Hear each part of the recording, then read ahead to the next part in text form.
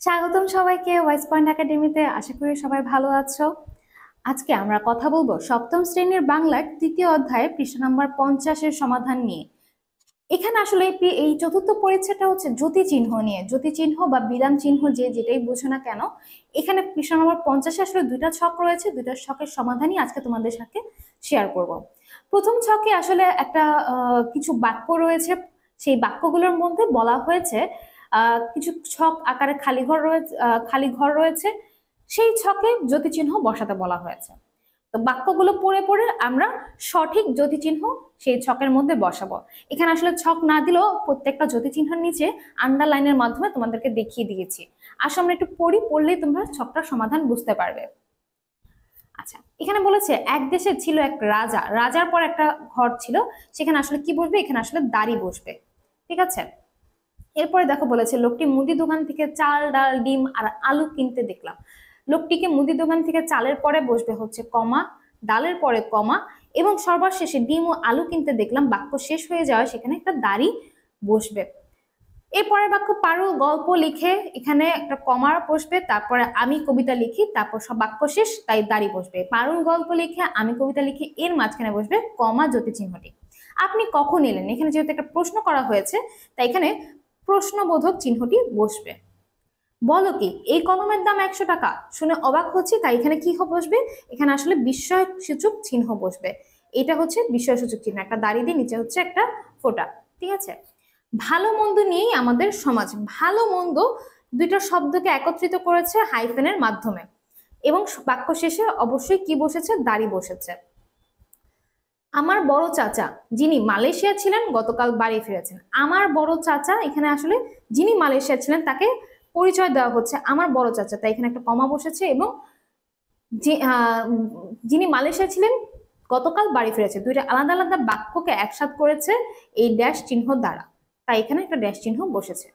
প্রমিত ভাষার দুই রূপ কোলন, তারপরে বলা হয়েছে কথ্য ও লেখ্য, তারপরে বাক্য শেষে দাড়ি। আমরা যখন কোনো কিছু প্রকারভেদ বা উদাহরণ দিই তখন তার আগে কিন্তু কোলন চিহ্নটা বসাই। মা বললেন, কি বললেন? একটা কমা বসলো, এবং তারপর যে বাক্যটা বললেন তা উদ্ধৃত চিহ্ন দ্বারা আটকে দেওয়া হয়েছে, মানে এটা হচ্ছে এরকম হবে। তুমি দাঁড়াও আমি আসছি। মা বললেন তুমি দাঁড়াও আমি আসছি। মা বললেন এই কথার পরে অবশ্যই একটা কমা হবে, এবং পুরো বাক্যটাকে একটা উদ্ধৃত চিহ্ন বা উদ্ধরণ চিহ্ন যে যেটাই বলে না কেন সেই চিহ্নর মধ্যে, বা উদ্ধার চিহ্ন বলা হয়, সেটার মধ্যে আটকে দেওয়া হয়েছে। এবং তুমি দাঁড়াও আমি আসছি, এই তুমি দাঁড়াও আমি আসছি, তুমি দাঁড়ানোর পর একটা কমা হবে। এখানে একটু থেমেছি আমরা, তাই না? তাই এখানে একটা কমা চিহ্ন বসবে। এই ছিল 50 নম্বর পৃষ্ঠার সমাধান। আশা করি বুঝতে পেরেছো। 50 নম্বর পৃষ্ঠায় এই বাক্যগুলোতে কোন কোন জ্যোতি চিহ্ন বসবে এইটার একটা ছক ছিল, তারপর কিছু প্রশ্ন রয়েছে, সেটাও 50 নম্বর পৃষ্ঠায়। 50 নম্বর পৃষ্ঠায় কিছু প্রশ্ন রয়েছে জ্যোতি চিহ্ন সম্পর্কিত। আসলে সেই প্রশ্নগুলোর সঠিক সমাধান বা উত্তর কি হবে দেখে নিই। প্রথমে বলা হচ্ছে জ্যোতি চিহ্ন কেন ব্যবহার করা হয়? এটা হচ্ছে লেখার সময় মনের ভাব বা অর্থ অনুযায়ী ঠিকভাবে প্রকাশ করার জন্য। মনের ভাব অর্থ ঠিকমতো প্রকাশ করার জন্য আসলে জ্যোতি চিহ্ন ব্যবহার করা হয়ে থাকে। তারপর প্রশ্ন বলা হয়েছে মুখের ভাষায় জ্যোতি চিহ্ন লাগে না কেন? আমরা জানি মুখের ভাষায় আমরা প্রয়োজন মতো থামি এবং বাক্য অনুযায়ী কণ্ঠস্বর পরিবর্তন করি, তাই আসলে মুখের ভাষায় জ্যোতি চিহ্ন লাগে না। লেখার ভাষায় জ্যোতি চিহ্ন কেন দিতে হয়? মনের ভাব অর্থ অনুযায়ী ঠিকভাবে প্রকাশ করার জন্যই আসলে লেখার ভাষায় জ্যোতি চিহ্ন দিতে হয়। বাক্যের শেষে কোন কোন জ্যোতি চিহ্ন বসে? বাক্যের শেষে আমাদের দাড়ি, প্রশ্নবোধক চিহ্ন আর বিস্ময় চিহ্ন, এই চিহ্নগুলো বাক্যের শেষে বসে।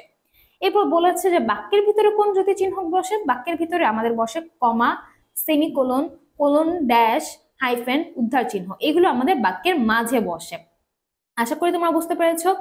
এই ভিডিও দেখার আগে জ্যোতি চিহ্ন নিয়ে আমাদের একটা ক্লাস আছে, সেই ক্লাসের ভিডিওটা অবশ্যই দেখে নিবে, তাহলে তোমাদের জন্য এই ধরনের প্রশ্ন খুব সহজেই তোমরা উত্তর করতে পারবে।